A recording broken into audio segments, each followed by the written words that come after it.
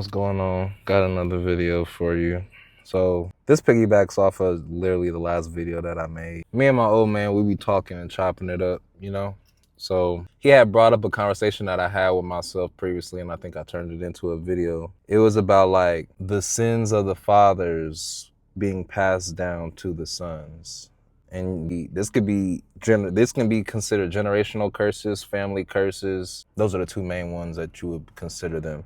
But you know, it can be whorism, alcoholism, womanizer, a thief, being a habitual liar and a cheater. The list can go on and on, right? And my dad sent me a text message, and then I was like, not you trying to be philosophical, and I was just, you know, saying a joke, because a lot of this stuff I do understand, I do process it differently, and I do take it seriously, and I do a lot of work for myself and a lot of understanding. So then I'm like, it's certain stuff that I don't want my kid, like I don't want some of this stuff passed down to my children.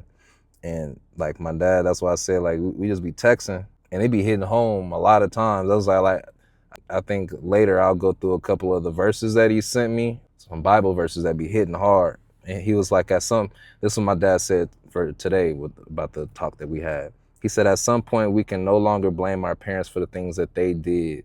We have to accept responsibility for what we can do now, for what we can now do. Sorry. And then he said, that was meant for me as much as you. The demons of the father will visit the son. And like I said, like that had me rethink again over that whole talk that me and him had. And I asked him, and I don't even know if he actually responded to me when I asked him that. Yeah, I don't think he responded to me yet. He hasn't.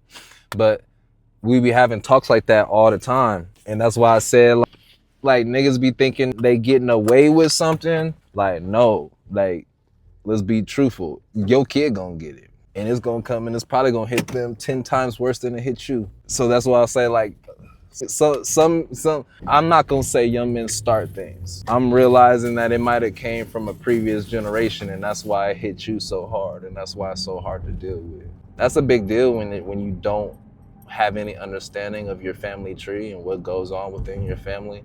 You can get hit with stuff that you never knew was even in your family, because if your family don't talk, you're not gonna know. That's a big deal.